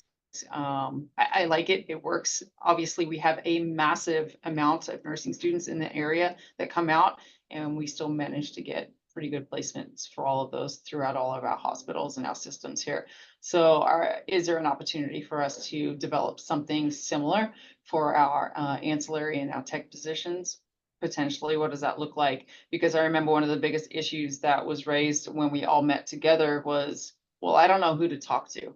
That person left or they were promoted, and who's the next person in line? By having a central standard, and we can always make sure that we're replaced and everybody knows who that point person is to go to ensure that they can have those conversations about clinical placement in these facilities. So I think that's part of the struggle, and it's a real struggle that community colleges are facing. And it's funny. I've had Sierra reach out to me for lab placement. And I'm like, oh, geez, I'm not lab, I'm nursing. Let me go find out and put you together with that person. And, it's just people trying to find the right people and them, leaning on whatever connections they have. So if we can centralize that somehow within the community, I think that's a great opportunity that we can lean on. And then we're all on the same page. So. Thank you. Yeah, that would be an amazing systems change. That could be really beneficial for everyone. Rob, do you want to speak to your experience, the experience of Dignity or Common Spirit working with community colleges? Yeah, I mean, I think community colleges are really an essential partner for us in this space. I mean, these are very well-paying, high-demand positions that, quite honestly, the students that need access to a community college, have access to community college, can be very successful at. And so I think, the more of these that we support and stand up, whether it's X-ray tech, whether it's an EKG tech, MAs for our clinics, and so forth, I think the partnership is essential. The projections of our staffing shortages into the future, whether it's primary care physicians or whatever, are phenomenal. And as we keep trying to figure out how we're going to almost reinvent or evolve in that shortage of providers, we're going to need more and more support staff to help to surround that provider and help them out. So I mean, these roles will keep evolving and changing as they go on as well. So I think it's been a wonderful relationship, and I think it's the future of where we need to be with our communities. Thank you, Rob. Dan, do you want to speak about Marshall Medical's experience working with community colleges? I wish I could, but we don't really have experience working with community colleges, not in my area. But as I was sitting here listening to this, and I also saw that Kim had put something up in the chat with some numbers near each position and the totals. One of the things that jumped out to me, and it's not related to radiology or surgery, but we've had a big difficulty with EEG techs. And that may be some area that we might want to consider looking at as far as the community college offering programs for certification for EEG. It's a big changing, demanding area right now that it's in high demand. A lot of orders for these procedures, and the pool of potential employees is very, very small. So that might be a consideration. Anyway, I didn't mean to go off on a tangent there, but I'd be remiss if I didn't point it out. No, that's great. That's great. Appreciate that addition of an area for us to explore in terms of position demands. Delane, was there any final thoughts you'd want to have or add to on working relationships with community colleges? Yeah, I'd be happy to. UC Davis has a long history of working with local community colleges for our RadTech program. About a decade ago, there was some expansion with community college, and then I think that was later retracted, which is where we started seeking partnerships with the private colleges. But in general, our preference is towards community college based students, and we would be happy to reallocate spaces as community colleges are able to start opening more programs. Excellent. Thank you. So our chat is blowing up. And so we are thinking we want to kind of just move to the Q&A to the audience, because we have so many, very lively and interested parties just on the call who have their own questions for the panel. So I'm going to either ask us to read some of the chat, or if someone wants to raise their hand, we can get to some of your questions. Even if you put it in the chat, you could ask it to the employers directly, and they can share with you their responses. I'll chime in on that. I saw folks asking questions and also lovely folks in the audience helping to answer that, but maybe I'll call out a couple. Chris Sullivan, did you want to expand on your question around contracting with new programs and public versus private college programs? I think some of the folks already talked about it, but yeah, I was just thinking it would be exciting to prioritize the community colleges, just because I know the students face huge debt when they go into the private. Nothing wrong with the private schools, but community college programs might be, $4,000 versus $40,000. So I just thought that would be an exciting offer to sort of help the programs begin. Thank you. Agree with him. Yeah, I think we need to feed our own community and the programs that it offers. Not that there's anything wrong with the privates, but I think that we need to begin there with community college, which most of you have already. We just haven't been within a proximity that would be commensurate with community colleges at this point. But I think that's a focus that we need to put out. But as Kim said in her response here, is there is a diverse population within those private colleges, and those private colleges exist for a reason, because they're filling a demand, and they saw the opportunity and the need, and they filled that, and people are stuck, and they're willing to, unfortunately, go in debt to get to that end goal of what they want. So they're filling a demand, and they're getting a diverse group of students. So it's kind of that catch-22, right? Thank you so much. And looking through the chat too, I love seeing folks going back and forth. I think we have about time for 2 questions if anybody wants to verbally share out and ask a question of the panelists.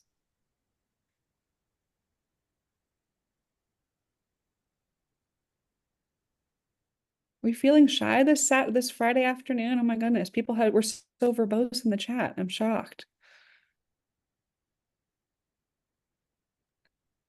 I think a lot of it has been answered. I mean, I agree with Amanda, is that the private colleges did come in and fill a need. I think, unfortunately, the other part of what the private colleges offer, which is what community colleges struggle to offer, is that they do it in such a short amount of time, and we are really bound by our semester schedule. And so I think that that's also, individuals look at, I need to get a job. How do I need to get a job? How do I need to get fast? And so they look at these privates, and it's like, oh, you could get it in 3 months, or you could get it in 5 months. And it's really hard, because I get emails constantly, how long is your program? And I say, well, for example, our medical assisting program is 32 weeks, which is the same of other medical assisting programs. However, I do it over a year versus, whatever, a 32 weeks straight through. So I think that, I would love to help students. I mean, Sierra College works really hard on our diversity, equity, and inclusion, and, keeping the financial costs low in order to get individuals out to work. And so I'd love to find some sort of common ground on all of that. And, yes, it is also the pay that community colleges, I do see that in there. Yes, the pay, and I have no say on that, but I would love to pay my instructors more. So I think you brought up actually kind of concern of mine. I agree that the private schools have come in, they filled a niche, and they promised a lot of things really quickly. And so then I get concerned about the quality and the experience when they come out. And that's where I would love to see a more structured programs through the community colleges or universities to keep that quality and that standard up front and center. Thank you so much. Any additional questions? Hi, this is Julie from Sac City College Nursing. And Rob, to your point about that quality piece, it has to do a lot with our curriculum process, our faculty hiring as well. And we're really committed to high quality patient care in all of our programs in the region for our healthcare programs. And this really goes back to patient safety and making sure that we come out with graduates in all of our specialties that can take care of your patients in your facilities and try to get, off to that hot start at the beginning where we can get into practice and transition quickly. We try to make sure we use our advisory meetings to inform us about if there's gaps and how do we fix our gaps. And then also we keep our clinical hours and all of our specialties above accreditation qualifications or needs, or I should say requirements. We don't always go for the minimum. And that is something that particularly, in many of these specialties, they'll say, 400 hours for accreditation. And then we often almost all programs exceed that. And so that's what I would like to. And then our diversity, I saw the comments in the chat. We have a very, very diverse group of students that are coming and entering into our colleges in their first year and exploring healthcare throughout the region. And this is our asset. And we always are also promoting transfer to higher degrees to move on so they can move into management positions within your organizations with an associate's degree, get out and work, and then perhaps go on for even a bachelor's or master's so they can then, contribute to the workforce needs with any kind of opportunities within the clinical spaces. So we're really committed to that, and that's our specialty. It's wonderful. I like that. Thank you, Julie. Okay, one last quick question for our panelists. I've seen things pop up in the chat, but y'all are so good at answering each other's questions. Anyone have time for one last quick question? We may have some additional time towards the end too, if needed.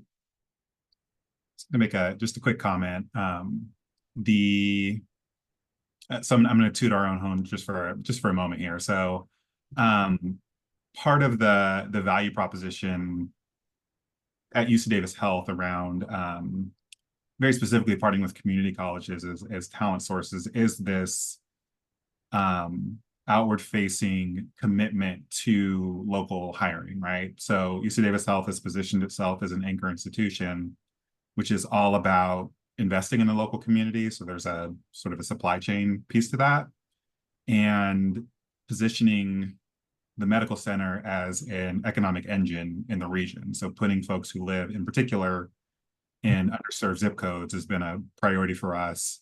Putting those folks to work at UC Davis Health. So this idea of getting folks in the door and then providing opportunities for them to move up. So we're kind of leaning into this outside in, inside up branding. And that sounds nice, but you also need to have sort of a carrot to chase. And so we've also tied a lot of that local hire to our incentive program. So at UC Davis Health, we have a bonus program for our most senior leadership roles. And one of the criteria for that is our local hire objective. So creating this institution-wide commitment to intentionally reaching out to our community colleges, reaching out to our most underserved communities, and walking the walk, right? Like, we're going to hire the best folks for these roles, and we believe the best talent often comes from these communities. And so I think for all of our healthcare employers here, thinking about how we're incentivizing these partnerships beyond even just these staffing problems, right? Like, there are many reasons for us to do this. Ultimately, hiring our local community will lead to a stronger workforce, folks who are in many ways loyal to us. I found there's a huge appreciation when we go do this outreach locally that we're engaging and we're telling the story and we're saying, hey, we want you here. We want you to stay in the community. We want you to provide healthcare to your community. So there's a story to tell there. And I think we need to be held accountable as industry leaders to that. And so attaching some of this to financial incentives is just another way to continue to advocate, right, for this kind of work, because it does require financial commitments. It requires time and energy and probably policy changes as well. So just in my role, I have to spend a lot of time kind of in the strategic space to think about how we can advance this work. And I wanted to highlight that as another way to move the needle forward, is really tying it to, the dollars and cents of the work we do. Absolutely. Thank you so much, Lyndon. I really appreciate you sharing that, and super insightful. I also want to say to our entire panel, thank you all so much for taking the time to join us today. I realize for some of you, this is your second time joining a Valley Vision advisory style event, and just appreciate you taking the time out of your day, which I know for some of you are very busy, or you're in the hospital in between working with different, patients and colleagues right now. So just wanted to say a huge thank you for that. And sort of noting on the discussion that we had earlier, we're going to shift now to talking about some of those local programs. So in just a second here, we will go ahead and share and introduce a couple folks, starting with Dr. Christopher Morris, who's the Dean of Instruction over Career Education at Folsom Lake College.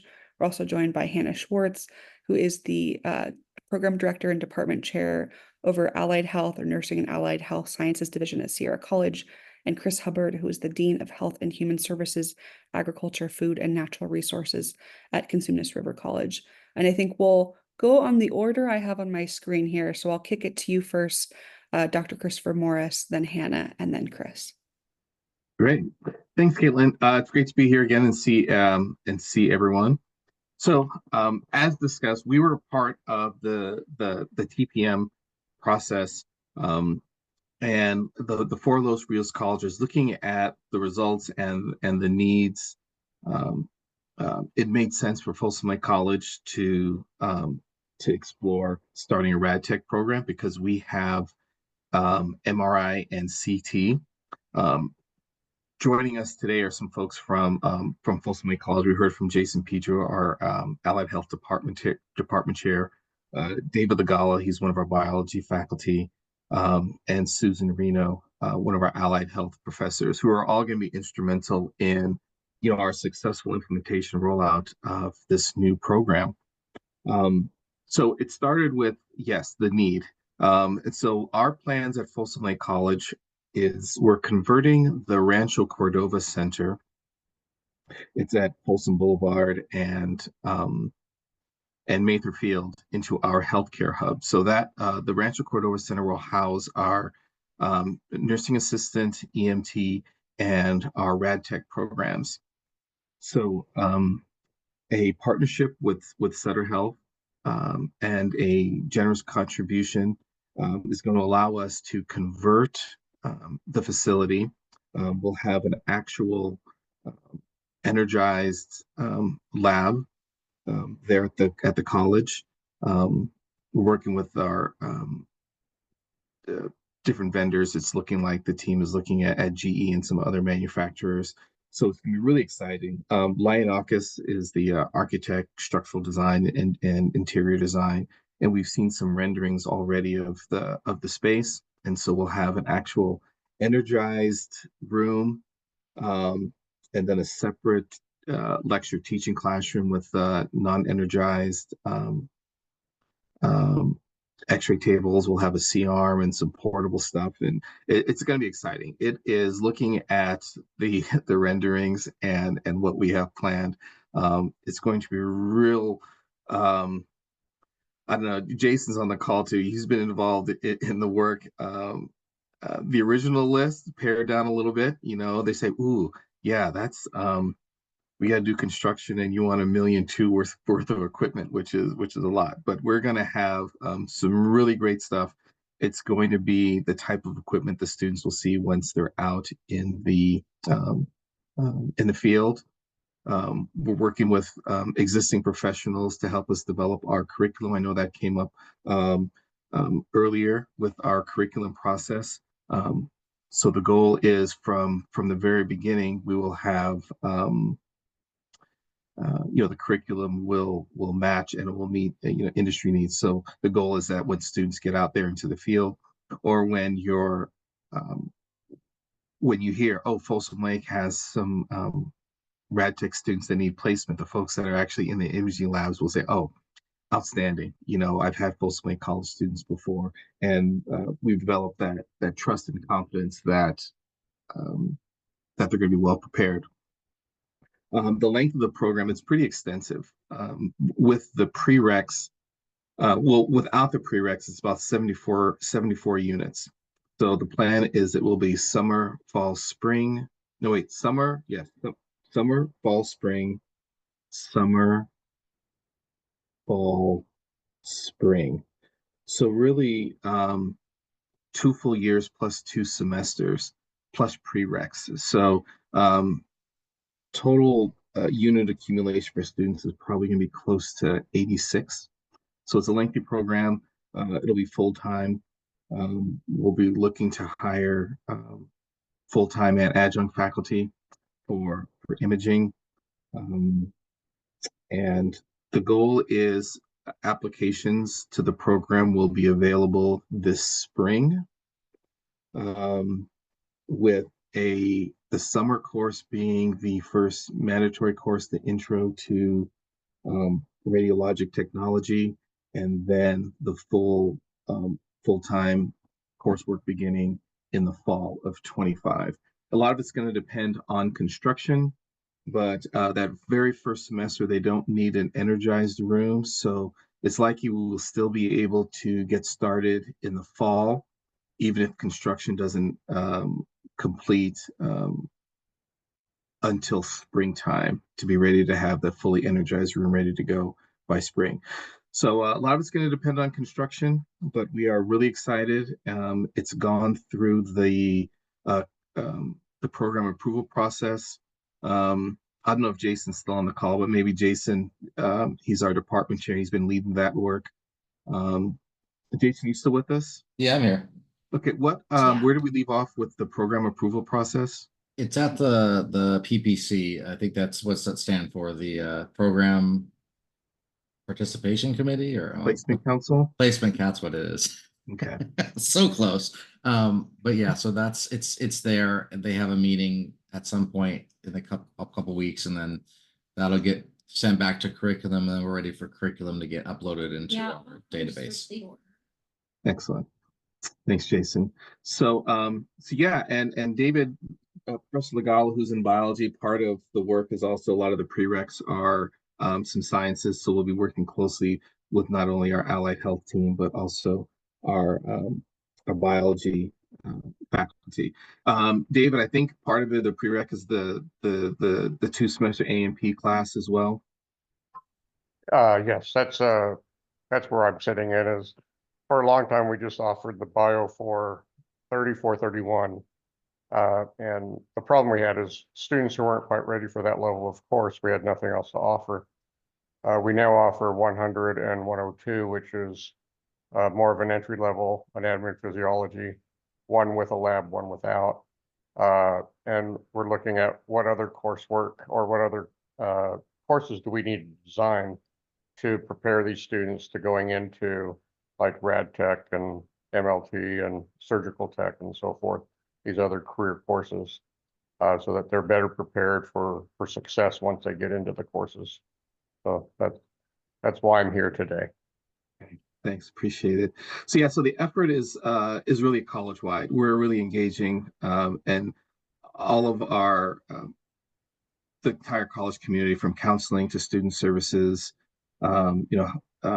because even collecting applications and lotteries and all those things, it requires a whole effort. So it really is a college-wide effort, and we're fully committed to this being successful. So that's kind of where we're at with RadTech.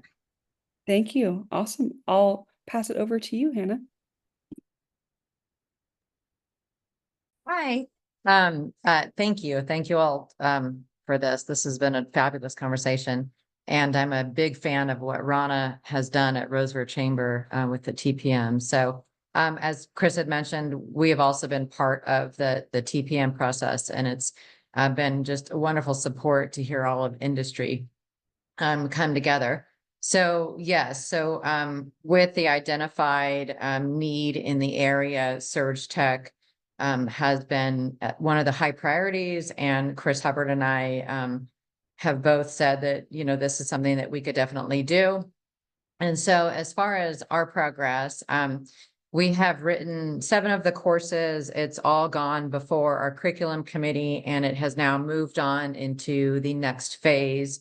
And so curriculum committee has approved each course. I have been working with just kind of coincidentally a surge tech who has moved up into this area. He still actually currently works for UCSF, and he also works for Skyline College within their surgical technology department. And so he moved up in this area, and he had actually applied to Sierra. And so we kind of grabbed him and asked him to help us. So he's been a great resource for us. And so with our process, we have just current lab space where we have looked at, and we are just going to reconfigure the lab space that we have. We are in the process of ordering some of the larger equipment that is going to be necessary. And we had received a grant from the K-16 collaborative. And so that has allowed us to be able to work on getting curriculum, pay for curriculum writing, et cetera. And then we have also spoken to, so one issue with us, similar to what Chris is talking about, is the prerequisites are going to be required, and how are we going to work with the other departments, so in particular our science department, in order to offer more opportunities. And we do have a anatomy and physiology class that is going to be just suited. It's a little bit more of an entry level rather than the more rigorous anatomy and physiology. The program itself is 3 semesters. It starts with 4 courses that occur before the clinical externship. The clinical externship is going to be 540 hours. And so it is going to go over 1 full semester. So I think that our question 2 is, you know, at what point, when is a good time to start the program and to meet the needs? One of the other issues that we have run into, and I'm sure Chris will speak of this as well, is the accreditation process. So currently in the state of California, surge techs actually don't have to be certified. However, it would be a conversation to have on, you know, what this accreditation process is asking for. It's an 8 to 12 month process, and it is requiring surge techs to have an AA degree.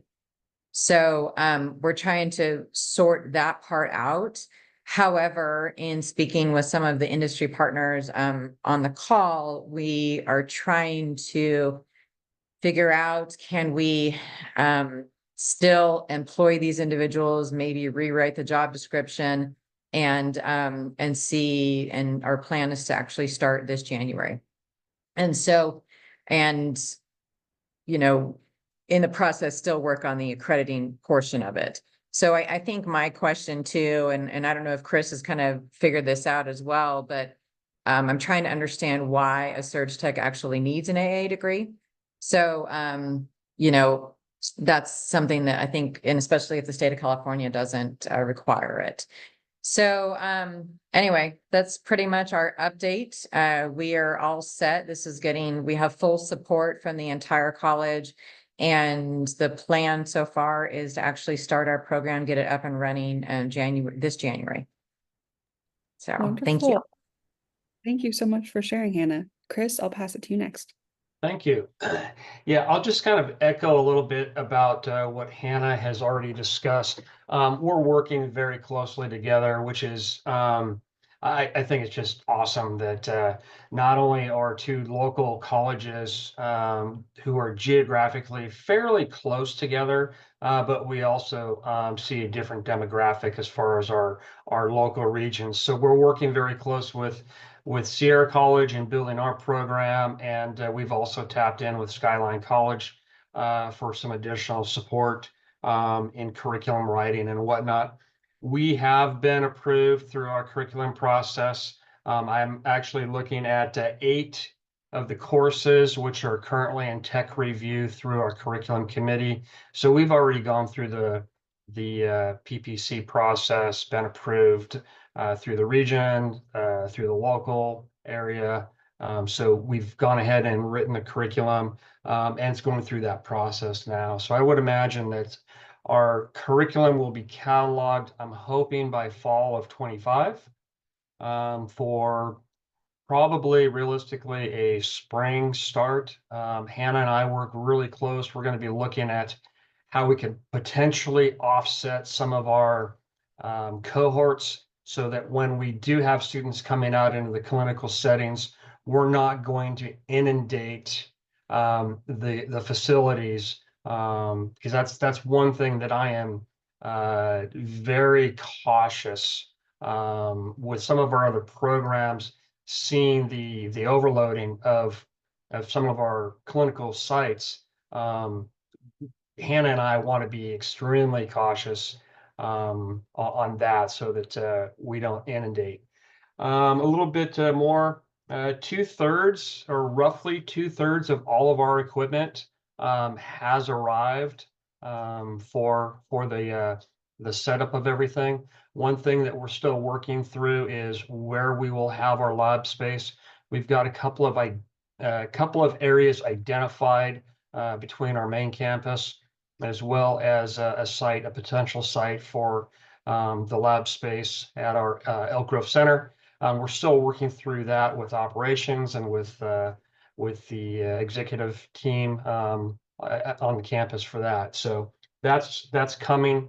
Again, some of the same questions I have about accreditation versus with the time it's going to take.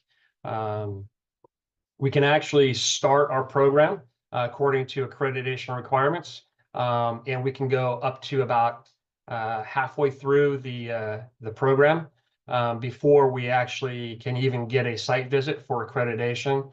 So that's going to be a bit of a balancing act as we go forward. We're going through faculty prioritization right now, where we're hoping we'll have a full-time coordinator for the position, and then go from there with whatever needs come about as we go through this process of building the program up. Thank Really, you. that's about it. Yeah, that's the highlights. Awesome. Perfect timing. Alrighty. Thank you so much. Awesome. And we have one last slide to share with you all. And Chris, I have to say, I love your shirt. It's a perfect energy for this Friday. And so one last thing before we close out today, just wanted to say, first of all, thank you all so much for taking the time to join us. And we have provided some of our contact information on the screen here. You'll also see a QR code. We have a post-event survey. And I'm sure you all go to events all the time, and there's always a post-event survey. But believe me when I tell you that every single one of these responses our team will be reading and incorporating into our future advisories.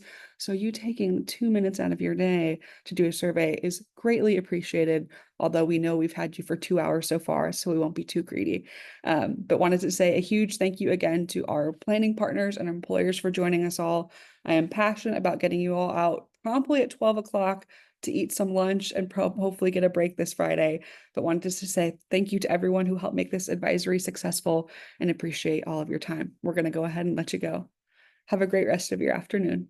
Bye-bye.